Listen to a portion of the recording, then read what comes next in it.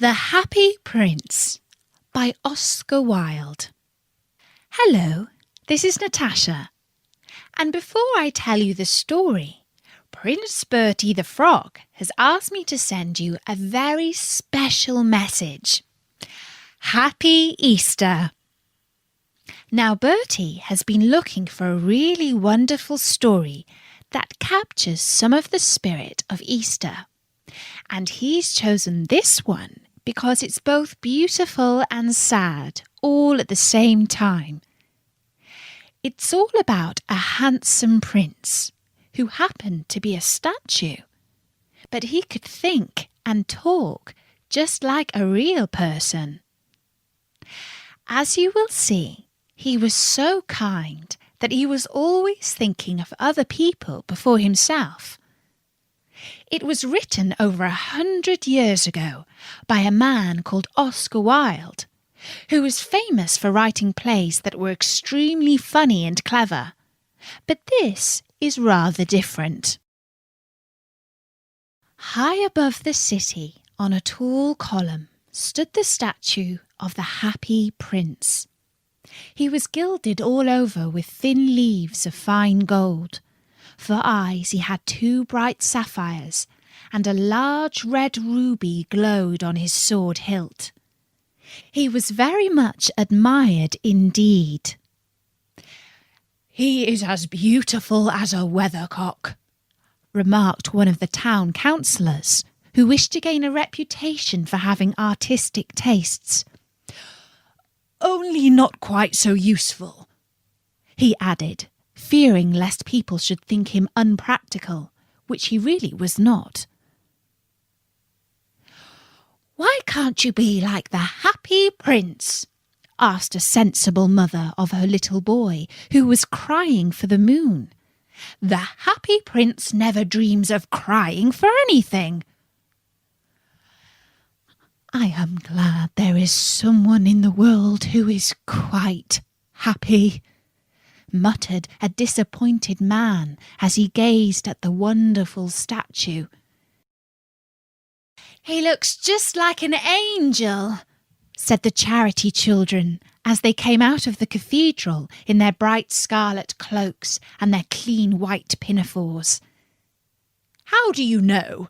said the mathematical master. "You have never seen one."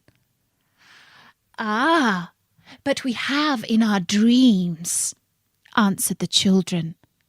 And the mathematical master frowned and looked very severe, for he did not approve of children dreaming.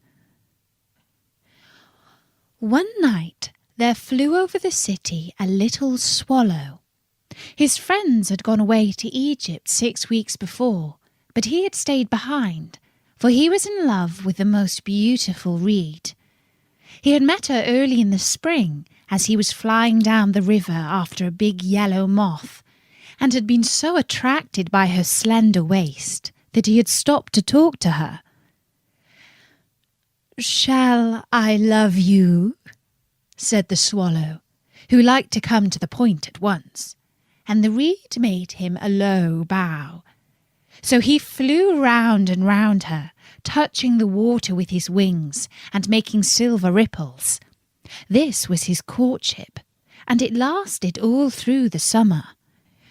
"It is a ridiculous attachment," twittered the other swallows. "She has no money, and far too many relations." And indeed the river was quite full of reeds. Then when the autumn came, they all flew away. After they had gone, he felt lonely and began to tire of his lady love. "She has no conversation," he said, "and I am afraid that she is a coquette, for she is always flirting with the wind. And certainly, whenever the wind blew, the reed made the most graceful curtsies. I admit that she is domestic," he continued, "but I love travelling, and my wife consequently should love travelling also." "Will you come away with me?" he said finally to her. But the reed shook her head. She was so attached to her home. "You have been trifling with me," he cried. "I am off to the pyramids.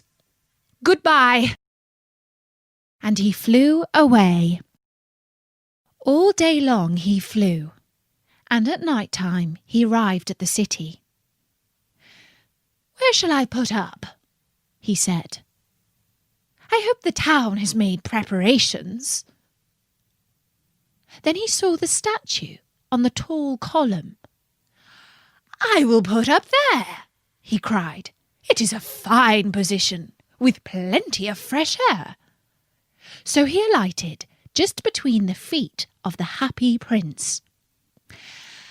"I have a golden bedroom," he said softly to himself as he looked round and he prepared to go to sleep. But just as he was putting his head under his wing, a large drop of water fell on him. "What a curious thing!" he cried. "There is not a single cloud in the sky. The stars are quite clear and bright, and yet it is raining. The climate in the north of Europe really is quite dreadful. The reed used to like the rain, but that was merely her selfishness." Then another drop fell. "What is the use of a statue if it cannot keep the rain off?" he said. "I must look for a good chimney pot." And he determined to fly away. But before he had opened his wings, a third drop fell, and he looked up and saw... what did he see? The eyes of the happy prince were filled with tears, and tears were running down his golden cheeks. His face was so beautiful in the moonlight that the little swallow was filled with pity. "Who are you?" he said. "I am the happy prince." "Why are you weeping then?" asked the swallow. "You have quite drenched me." "When I was alive and had a human heart," answered the statue, "I did not know what tears were, for I lived in the palace of Sans Souci, where sorrow is not allowed to enter. In the daytime I played with my companions in the garden, and in the evening I led the dance in the great hall. Round the garden ran a very lofty wall, but I never cared to ask what lay beyond it. Everything about me was so beautiful.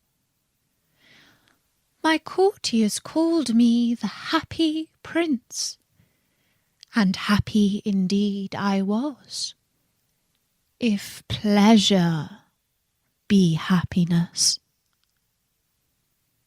So I lived, so I died.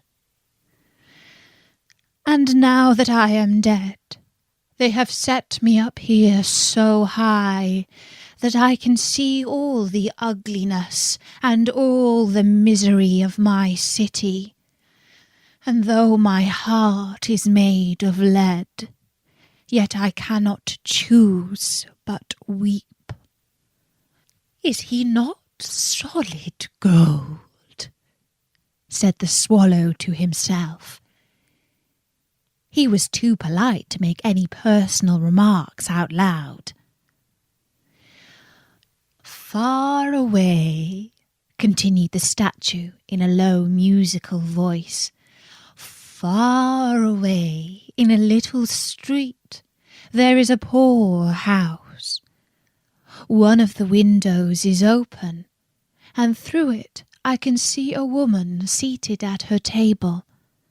Her face is thin and worn, and she has coarse red hands, all pricked by the needle, for she is a seam mistress.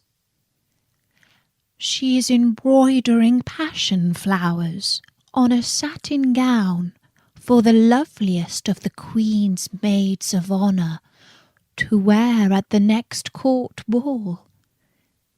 In a bed in the corner of the room, her little boy is lying ill. He has a fever and is asking for oranges. His mother has nothing to give him but river water,